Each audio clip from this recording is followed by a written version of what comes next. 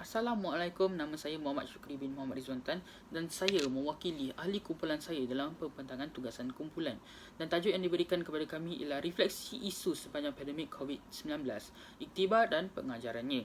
Jadi terdapat 3 bab yang akan dibincangkan dalam pembentangan ini, iaitu bab 1 yang dimulakan dengan pendahuluan yang merangkumi 4 aspek, iaitu latar belakang kajian, objektif kajian, instrumen kajian dan kepentingan kajian. Seterusnya bab 2 yang merangkumi 4 aspek juga, iaitu pengenalan, analisis kajian, iktibar dan pengajaran serta cara mengubah pandangan masyarakat terhadap pandemik COVID-19. Dan bab 3 iaitu kesimpulan dan cadangan yang akan dibentangkan oleh rakan saya Nur Ikram. Jadi saya akan mulakan dengan pendahuluan terlebih dahulu, iaitu latar belakang kajian. Jadi bagaimana COVID-19 boleh wujud di Malaysia? Jadi COVID-19 ini datangnya daripada negeri yang bernama Wuhan yang terletak di negara China. Jadi pada mulanya terdapat kes viral di mana orang di negeri Wuhan makan makanan eksotik ataupun haiwan liar yang dikatakan eksotik, iaitu seperti kelawar. Jadi akibat daripada makan makanan haiwan liar yang tidak terkawal ini, ia menyebabkan virus baru seperti COVID-19 yang kita ketahui sekarang. Wabak ini mula merebak dengan begitu cepat sekali di China. Malahan ia telah merebak dengan pantas di negara luar dan negara kita sendiri, iaitu Malaysia. Jadi ini sangat bahaya kerana wabak ini boleh tersebar dengan luas, tetapi kerajaan Malaysia tidak mengambil inisiatif ataupun langkah berjaga-jaga dengan cepat. Ia mengatakan virus ini tidak berbahaya. Jadi mereka membiarkan sahaja pelancong-pelancong luar daripada China datang ke Malaysia untuk bercuti, dan mereka menganggap ekonomi Malaysia adalah dalam keadaan yang tidak stabil. Jadi mereka mementingkan ekonomi daripada mereka menghentikan perebakan virus ini. Jadi Malaysia mengambil langkah yang agak lambat sebenarnya. Dan apabila COVID-19 telah merebak ke seluruh Malaysia, baru kerajaan mengambil tindakan, iaitu lockdown ataupun perintah kawalan pergerakan PKP yang dilakukan untuk membendung pandemik COVID-19 ini serta merendahkan lagi kes-kes COVID-19 daripada merebak. Tetapi ini telah terlambat seperti kita ketahui, sehingga sekarang kes COVID-19 tetap melonjak tinggi. Dan kita ketahui juga kes-kes virus seperti ini telah lama wujudnya dan terdapat cara-cara untuk membendung. Dan di sini kita akan membincangkan tentang perkara itu juga. Dan namun pandemik ini boleh dikaitkan rapat dengan sejarah seperti dulu zaman Nabi Muhammad SAW, di mana di situ terdapat juga wabak seperti COVID-19 dan dikenali sebagai wabak penyakit kusta. Jadi bagi melarang umatnya memasuki daerah-daerah yang terkena wabak, sama ada dijangkiti dengan wabak kusta dan penyakit-penyakit yang lain, baginda telah membina satu tembok yang besar bagi melarang mereka untuk memasuki kawasan terjejas, dan berjanji kepada mereka sesiapa yang sabar dan tinggal akan diberikan ganjaran sebagai mengikut jalan Allah, di mana mereka tidak menyebarkan penyakit-penyakit yang berbahaya. Jadi sekarang saya akan masuk kepada objektif kajian. Okey, objektif kami terdapat 2 objektif kajian, iaitu yang pertama mengenal pasti persepsi masyarakat terhadap norma baru, dan yang kedua ialah mengenal pasti dan membicarakan isu-isu dan pengajaran sepanjang COVID-19 ini. Sekarang saya akan meneruskan pembentangan saya dengan instrumen kajian. Jadi dalam usaha kami untuk mendapatkan fakta atau maklumat, kami menggunakan sumber melalui kualitatif yang melibatkan kaedah dokumentasi, di mana dapat mengenal pasti dan analisis data yang berkaitan dengan pandemik COVID-19.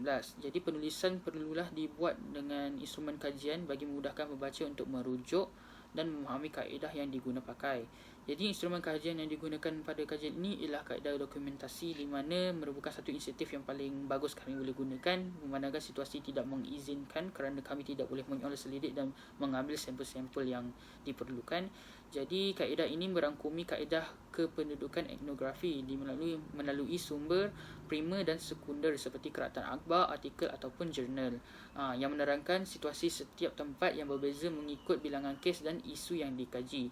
Kami menjalankan kajian ini menggunakan sumber-sumber yang terdapat dalam perpustakaan dan juga sumber dari internet bagi memastikan sumber-sumber ini diiktiraf sahih dan tidak diperagui.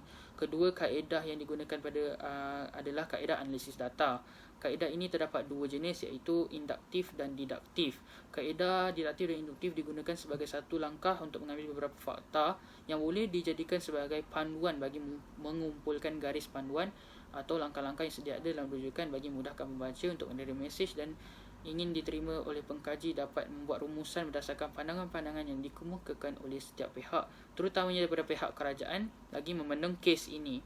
Kaedah deduktif pula merupakan salah satu cara untuk menganalisis data dengan melakukan penulisan berdasarkan cara berfikir dengan mencari bukti-bukti dan butiran yang bersifat umum. Kaedah ini digunakan berdasarkan situasi semasa yang diterima oleh rakyat sendiri kerana perosotan daripada segi pekerjaan, iaitu ekonomi, pendidikan, dan dapat dilihat pada syarikat mula membuang pekerja.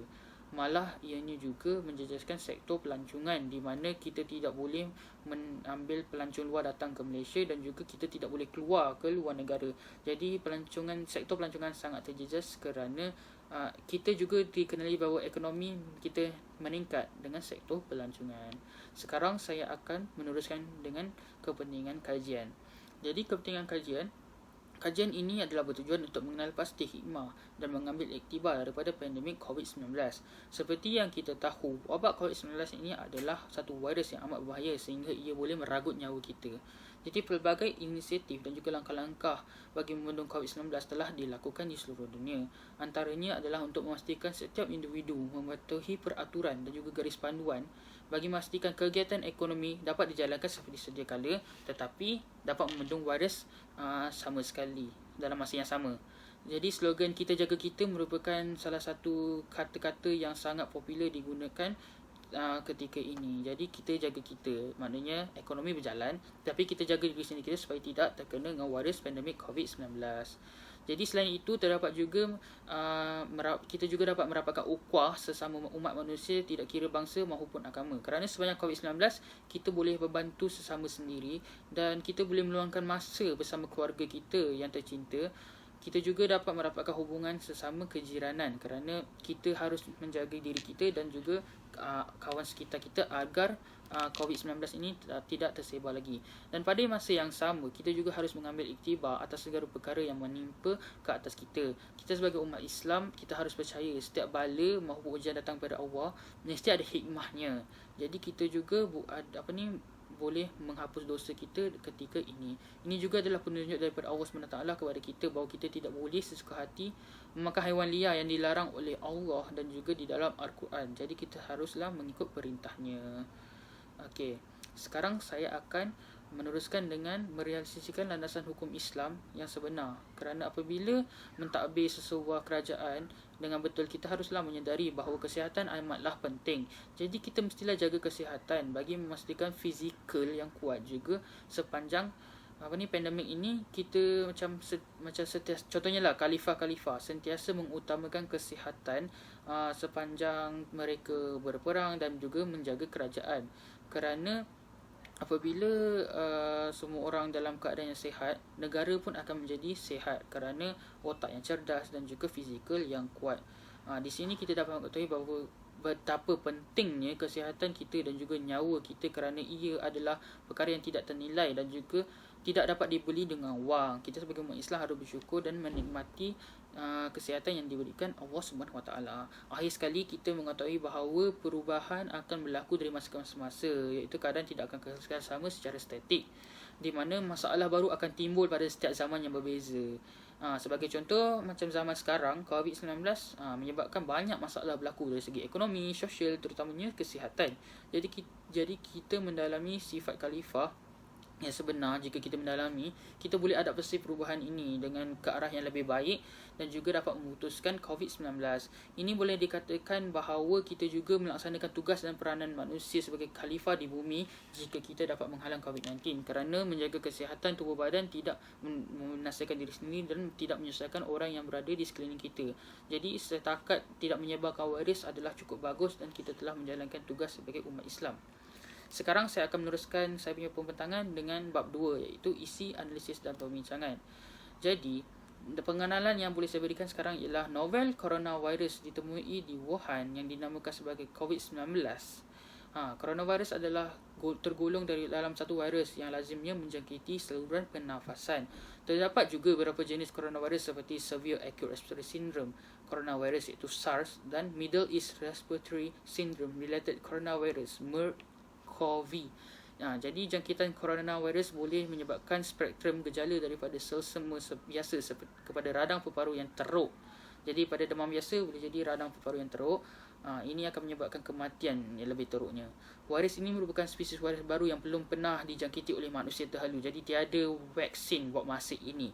Dan pelbagai inisiatif telah diambil oleh Kementerian Kesihatan Malaysia yang sentiasa berhubung dengan peringkat antarabangsa iaitu WHO, iaitu Pertubuhan Kesihatan Sedunia, untuk mempelajari ciri-ciri dan juga simptom virus ini agar dapat mengelakkan virus ini daripada merebak dan juga kita dapat membanteras virus ini dengan mengelakkan diri daripada terkena gejala-gejala simptom ini. Jadi dalam menangani kluster-kluster yang terdapat di Malaysia atau wabak jangkitan terhalu, pematuhan kepada prinsip kesihatan awam telah diketatkan serta pengawalan jangkitan telah membolehkan kluster atau wabak baru tersebut dihentikan. Pihak KKM yakin dengan mengamalkan prinsip yang sama untuk menangani kluster jangkitan COVID-19 akan berjaya dan jangkitan ini akan berhenti. Jadi perkembangan jangkitan ini dan situasi sentiasa berubah dan akan mengemas kini maklumat penyakit ini di laman web Sesawang KKM. Contohnya kita scan MySejahtera app bila ingin masuk ke mana-mana kedai. Orang ramai juga dinasihatkan supaya sentiasa berwaspada dan mengamalkan pelitup muka agar tidak terjebak dengan pandemik COVID-19. Jadi penularan pandemik COVID-19 memberikan impak yang dahsyat kepada setiap lapisan masyarakat di seluruh dunia, baik daripada segi aspek ekonomi, pendidikan, pengetahuan dan pelancongan. Dalam situasi ini, kerajaan perlu menangani dan mencegah situasi ini dengan pelbagai kaedah, dan antara cara yang telah digunakan oleh kerajaan ialah swab test, di mana swab test ini boleh melihat bahawa adakah kita terkena jangkitan ataupun tidak. Jika kita terkena, kita akan terus dikuarantinkan selama 14 hari dan akan dirawat dengan baik. Jadi sesiapa yang ada kontak rapat dengan kes yang disahkan COVID-19 juga akan diuji dengan ujian saringan swab test. Dia akan diambil pada hidung ataupun mulut dan dia akan jolok ke dalam. Swab test akan dihantar untuk dijalankan kepada ujian dan jika terkena penyakit, mereka akan dikuarantin. Pada part 2 inilah kami dapat mengenal pasti bahawa pandemik COVID-19 ini sedikit sebanyak telah mendidik rakyat Malaysia untuk mengubah tabiat hidup baru dan mengekalkan norma hidup baru demi mengutamakan kesihatan dan juga keselamatan diri. Jadi kebanyakan rakyat Malaysia juga telah stay at home untuk mengelakkan diri pada terkena dan menyebarkan virus tersebut. Pada itu, tempoh selama hampir 3 bulan menjalani kehidupan dengan mematuhi PKP, pelbagai langkah-langkah kawalan yang perlu diamalkan dalam usaha untuk mencegah wabak ini dan mencipta norma-norma baharu dan kebiasaan dalam kehidupan masyarakat. Pertama sekali iaitu work from home, iaitu bekerja dari rumah, kerana keluhan sebelum ini banyak disuarakan kepada rakyat Malaysia kerana terpaksa bekerja dari rumah semakin berkurang apabila rata-rata rakyat telah terbiasa. Seterusnya, ramai rakyat Malaysia sudah mula selesa dan mampu memanfaatkan dengan teknologi terkini dan mereka juga telah mahir dalam menggunakan teknologi seperti Skype, Zoom, WhatsApp untuk berkomunikasi. Jadi mereka tidak berkomunikasi secara bersemuka ataupun face to face, dan ini sangat baik kerana dapat mengelakkan penyebaran COVID-19. Pada masa yang sama, pelbagai mesej-mesej penting amalan penjagaan kebersihan diri dan sentiasa ditekankan sejak kes COVID-19 dilakukan dan kesihatan rakyat Malaysia amatlah meningkat. Jadi kerana untuk mengelakkan daripada tersebar dan menyebarkan COVID-19. Amalan penjarakan sosial juga telah ditekankan pada ketika ini. Ia telah menyaksikan beberapa kebiasaan yang turut berubah, antaranya berjabat tangan bertukar kepada amalan membongkok dan juga meletakkan tangan kanan kepada dada kiri sebagai tanda hormat. Social distancing ataupun menjarakkan diri sekurang-kurangnya 1 meter adalah cara yang sesuai untuk mengelakkan diri pada menyebarkan COVID-19 ataupun terkena dengan COVID-19. Sepanjang tempoh PKP ini juga ia telah memberikan peluang dan ruang kepada mereka yang berkeluarga dapat mengumpulkan hubungan silaturahim, khususnya dengan anak-anak, kerana apabila mereka sibuk bekerja, balik rumah mereka telah tidur. Jadi sekarang adalah masa yang paling sesuai untuk mengeratkan hubungan. Jadi antara isu yang berlaku pada wabak COVID-19 ini telah menambahkan lagi masalah social media. Ini daripada sudut negatifnya. Jadi apa yang kita boleh lakukan, kita perlu muhasabah diri dan mengambil pengajaran daripada COVID-19. Jadi pengajaran yang boleh diambil dan diingat sebagai iktibar ialah mengingatkan kita semua adalah sama saja tanpa mengira bahasa COVID-19 ini boleh terkena kepada siapa sahaja. Jadi kita semua haruslah meningkatkan kesedaran dan elak daripada terkena COVID-19. Dalam kita tidak sedar, virus yang menyerang seluruh dunia ketika ini membuktikan bahawa kita mempunyai kaitan yang sangat mendalam. Perkara yang saya hendak sampaikan ialah jika salah seorang daripada kita terjangkit virus ini, ia akan merebak seorang demi seorang sehinggalah kesemua dijangkiti dengan wabak COVID-19. Jadi wabak seperti ini walau dari mana seseorang individu dari sekecil mana pun, akhirnya ia akan memberikan kesan kepada tahap global. Dalam masa yang sama, ia juga mengingatkan kita yang kita mengalami kesulitan, lebih ramai lagi yang lebih susah daripada kita sebenarnya. Dalam masa itu, perkara yang terjadi ini merupakan pengajaran yang tidak ternilai dan harus dipelajari oleh semua orang ketika ini di seluruh dunia. Jadi kita harus sentiasa mengerti bahawa kesihatan yang telah digunakan Allah adalah percuma dan tidak ternilai. Jadi kita haruslah menjaga dan menghargainya dan sentiasa berdoa dan bersyukur kepada Allah SWT. Di samping itu, golongan yang lebih cenderung untuk meninggal dunia adalah yang telah ada penyakit 3 serangkai seperti darah tinggi, kencing manis dan seperti seperti penyakit jantung, buah pinggang dan pelbagai yang penyakit kronik yang lain. Mungkin bagi kita sebelum ini kita tidak begitu kawal ataupun sedar. Namun jika mereka mempunyai penyakit kronik ataupun penyakit yang teruk dijangkiti COVID, ia akan berkemungkinan berhadapan dengan kematian. Jadi jangkitan wabak COVID-19 adalah sangat berbahaya. Kita kenalah ingat kehidupan ini sangatlah singkat. Jadi kita haruslah berbuat baik selalu. Dan sehubungan dengan itu, kita haruslah sentiasa bersyukur dan dengan segala pemberian yang diberikan kepada Allah SWT. Dan kita ketika wabak ini, kita haruslah sentiasa membantu antara satu sama lain yang berada dalam kesusahan. Kerana apabila kita banyakkan amalan seperti bersedekah, jadi ia akan dapat mengganjaran yang besar kepada Allah SWT dan diredai di dunia dan di akhirat. Wabak COVID-19 juga telah menyedarkan kita bahawa betapa materialistiknya masyarakat kita pada hari ini. Apabila perkara sebegini melanda pada diri kita, kita hanya memberikan perhatian kepada keperluan sahaja seperti air, makanan, ubat-ubatan, topeng dan tidak menunjukkan langsung bahawa kita memerlukan barang yang mewah. Jadi ini semua dunia sahaja. Jadi apa yang penting bagi setiap manusia ialah kita haruslah untuk meneruskan hidup dengan cara yang baik. Jika kita tidak dibelenggu dengan COVID-19 ini, kita tidak akan tahu tentang kepentingannya bersama keluarga, kita takkan sedar sampai bila-bila. Jadi sebahagian besar dari masyarakat dunia kita ini berlumba-lumba mencari kekayaan sehingga kan terlupa perkara yang paling penting, iaitu keluarga dan agama.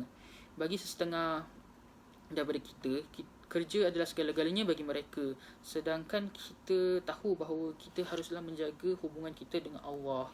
Jadi apabila sesuatu masalah global berlaku, kita mempunyai pilihan secara individu. Kita boleh memilih sama ada untuk bekerjasama, menyokong, berkongsi atau memberi dan membantu antara sama lain. Namun begitu, kita juga boleh memilih untuk hanya mementingkan diri sendiri dan tidak mempedulikan orang lain. Tapi itu sangat tidak bagus. Dan saat-saat genting inilah kita akan memperlihatkan siapa kita sebenarnya. Secara tidak langsung kita mampu menyumbang kebaikan bukan kepada sekadar pada kita, malah kepada masyarakat, agama, keluarga dan juga global. Iktibar dan pengajaran yang boleh diambil sebagai individu ialah kita haruslah menitik beratkan dengan keperluan ataupun apa yang perlu kita buat sekarang, iaitu contohnya membantu ataupun melindungi ataupun menyokong antara satu sama lain. Contohnya sekarang ekonomi tengah tidak stabil, jadi pendapatan seperti penjaja makanan, peniaga, pemandu teksi, pembantu e-hailing, Uber, Grab dan pekerjaan yang berstatus pendapatan harian akan terjejas. Jadi kita haruslah membantu mereka daripada bebanan kewangan. Contohnya kita boleh memberikan, kita sedekah. Jadi dengan ini sebenarnya kita tahu bahawa memberi itu lebih baik pada menerima. Jadi apabila kita bersedekah, kita juga telah membantu orang lain, walaupun kita rasa nilainya kecil, tapi nilai itu besar untuk orang lain. Seterusnya kepada masyarakat, dalam tempoh perintah pergerakan PKP, kita harus memutuskan rantai COVID-19 dengan duduk di rumah. Jadi semua masyarakat telah bekerjasama dengan duduk di rumah dan tidak keluar mana-mana bagi memutuskan rantaian COVID-19. Jadi Di sini kita dapat lihat masyarakat dapat bekerjasama dengan baik. Untuk negara pula, pandemik COVID-19 memberikan kesedaran kepada kita bahawa nilai saksama kepada sesama manusia tanpa mengira budaya, agama, profesion, kekayaan atau reputasi. Ini kerana kita tak kira lah betapa banyaknya harta atau tinggi pangkat seseorang, semua orang berpotensi untuk terkena COVID. Jadi kerajaan diperlihat dari segi bantuan yang sama ada kepada semua rakyat dengan bantuan yang diberikan kepada rakyat. Harapan kerajaan adalah untuk memastikan bantuan tersebut dapat mengurangkan bebanan yang telah dihadapi oleh masyarakat. Kerajaan juga menyedari bahawa penurunan pandemik COVID-19 ini akan berlaku anjakan paradigma. Ini bermakna setiap masyarakat perlu berganding bahu dan seharusnya bersiap sedia untuk menyamakan diri dengan norma baharu.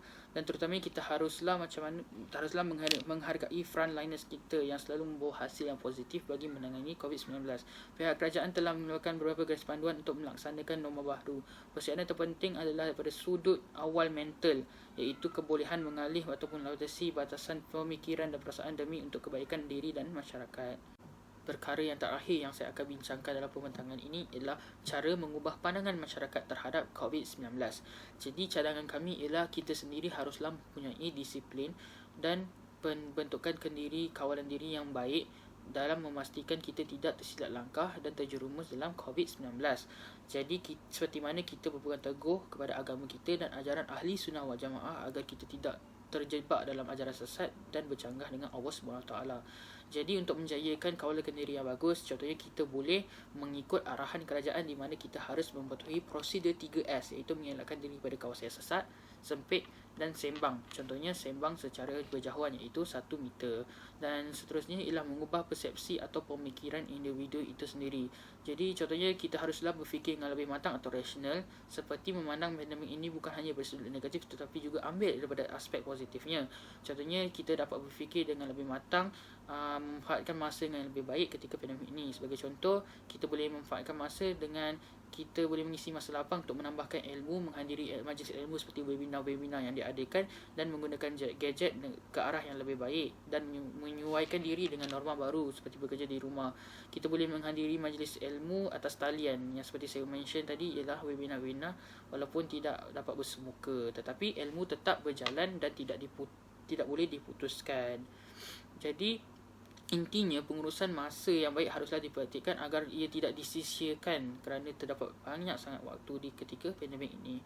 Seterusnya, akhir sekali kita boleh muhasabah diri di mana walaupun kita berjauhan dan tidak bersosial dengan manusia, pada masa inilah kita boleh meningkatkan diri kita dan merapatkan hubungan kita dengan Allah SWT, bahawa kita tahu walaupun rezeki kita jejas tapi rezeki itu luas dan datangnya daripada Allah SWT. Jadi sesungguhnya manjada wat jadah, siapa yang berusaha pasti akan berjaya. Assalamualaikum diucapkan kepada Ustaz Rosli, iaitu lecturer kepada subjek MPU 3313. Saya Muhammad Ikram bin Muhammad Salim, ID nombor BF0108029, ingin membentangkan tentang kesimpulan untuk tajuk kami mengenai refleksi isu sepanjang COVID-19 ini. Iaitu pandemik COVID-19 ini memberi impak yang negatif kepada negara, iaitu dari banyak aspek, iaitu masyarakat dan individu. Ujian pandemik COVID-19 ini banyak memberi kesedaran kepada semua umat bahawa nikmat kesihatan itu adalah nikmat yang tidak terharga yang dikurniakan oleh Allah SWT. Selain itu juga, COVID-19 juga mengajar kita untuk bekerjasama antara masyarakat bagi mengamalkan norma baru untuk mencegah virus pandemik COVID-19 ini. Seterusnya, kes COVID-19 ini boleh kita lawan dengan basmi, dengan mempraktikkan beberapa kaedah yang disarankan oleh pihak Kementerian Kesihatan Malaysia maupun kerajaan bagi membantu sama-sama melawan virus pandemik COVID-19 ini. Antara cara-cara yang boleh kita diperhatikan adalah mempraktikkan selalu membasuh tangan dan memakai pelitup muka. Dengan mempraktikkan perkara ini, sedikit sebanyak kita dapat membantu usaha kerajaan dan penduduk masyarakat Malaysia untuk mengatasi virus pandemik ini. Terdapat beberapa cadangan dari menangani penyebaran COVID-19 ini, iaitu pastikan kita mendapat keseimbangan di antara kerisauan individu untuk bersikap optimistik dengan keberkesanan tindakan mereka. Selain itu juga, kita perlu bersama-sama mengubah persekitaran fizikal dan sosial untuk mengubah tingkah laku. Contohnya adalah dengan mewujudkan dan membiasakan norma baru untuk tingkah laku menggantian seperti menyentuh muka dengan lap baju ataupun memastikan tisu selalu ada. Sekian itu saja daripada saya. Terima kasih. Assalamualaikum warahmatullahi wabarakatuh.